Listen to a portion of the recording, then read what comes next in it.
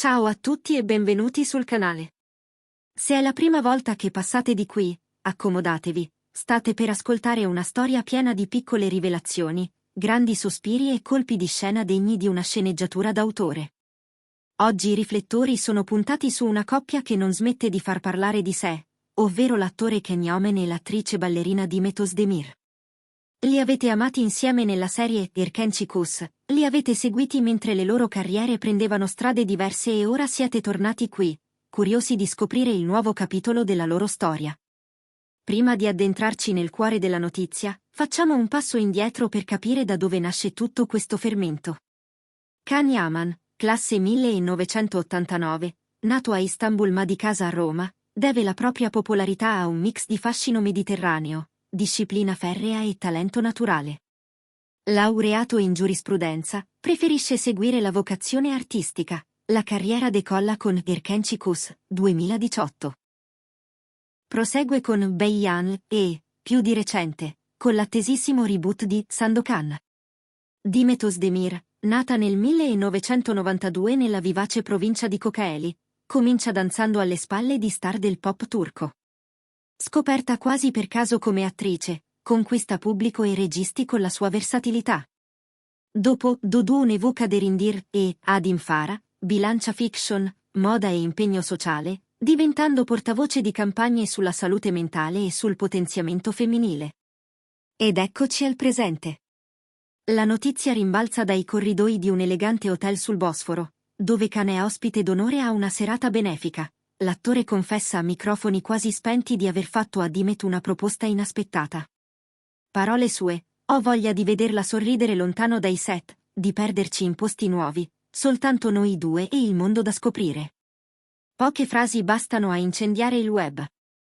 Ma in cosa consiste la proposta? Secondo indiscrezioni, Kaan avrebbe immaginato un itinerario di circa 8 mesi. Partenza da Roma, tappe nelle isole greche, quindi salto in America Latina, Brasile, Argentina, Cile, con un passaggio obbligato a Buenos Aires per un autentico spettacolo di tango. Da lì, 2 settimane in Polinesia, poi Giappone per un ritiro zen di cui entrambi parlano da tempo. Non mancherebbero workshop aperti ai fan, una masterclass di recitazione romantica a Rio, un laboratorio di fotografia analogica a Tokyo, perfino una giornata di volontariato ambientale su una spiaggia greca. La domanda inevitabile riguarda gli impegni professionali. Pare che la produzione di Sandokan conceda a Kaan piena libertà fino alla promozione, prevista per fine febbraio 2026. Dimet, invece, negozia con una piattaforma statunitense per una miniserie, ma avrebbe ottenuto di girare solo dopo l'estate. Un compromesso che accontenta tutti, sebbene agende e contratti restino serrati. Fonti vicine alla coppia raccontano di un diario di bordo segreto che Dimet sta già riempiendo di appunti, ricette scoperte in piccole trattorie, profumi annotati sul passaporto, foto scattate con una Leica analogica che impara a usare senza filtri digitali. Non un reality né un documentario patinato, ma una raccolta intima da condividere, forse, a posteriori, quando il ricordo avrà sedimentato. Il popolo del web reagisce con entusiasmo. L'hashtag cancelletto Kaan Dimet World Tour supera le 30.000 menzioni in 48 ore. Su TikTok spuntano montaggi fan-made che li immaginano fra le rovine di Machu Picchu o in bilico su un cammello nel Sahara.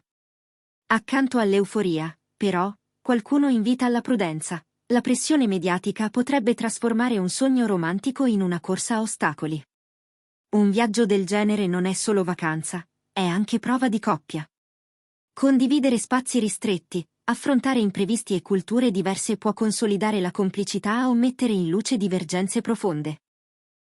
Non a caso, chi li frequenta sottolinea che la proposta di Kaan è tanto romantica quanto pragmatica, meglio capire ora se i loro stili di vita si incastrano davvero. Gli esperti di marketing si dividono. C'è chi teme che la lunga assenza dai set faccia calare l'ipe, altri prevedono l'effetto opposto, convinti che il mistero alimenti l'interesse e il ritorno sulle scene risulti ancor più esplosivo. Intanto si moltiplicano le speculazioni su un futuro film ispirato al viaggio, un road movie contemporaneo da girare on the road, unendo vita privata e carriera. Amici comuni riferiscono che Dimet segue lezioni intensive di fotografia, mentre Can studia spagnolo con un tutor madrelingua per interagire con la gente del posto senza interpreti. Hanno perfino consultato uno chef siciliano, amico dell'attore, per capire quali ingredienti portare con sé in valigia e come ricrearli in ogni continente. Naturalmente non mancano i detrattori. Qualcuno sostiene si tratti di una trovata pubblicitaria, altri sperano che la lunga pausa preluda a un annuncio di fidanzamento. Al momento, nessuna conferma ufficiale e nessuna data certa. Dimet, intercettata alla Fashion Week di Parigi, dribbla la domanda con un sorriso complice. Can, in diretta radio a Roma, dichiara soltanto: ci sono sogni che vanno protetti dal rumore finché non trovano la loro forma definitiva. Se siete arrivati fin qui è perché avete la stessa voglia di sognare che anima chi sta dall'altra parte dello schermo.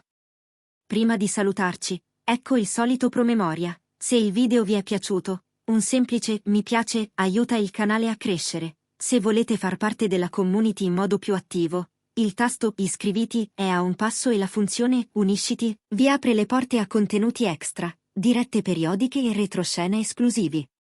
Il vostro supporto è quello che mi permette di continuare a raccontarvi queste storie con passione.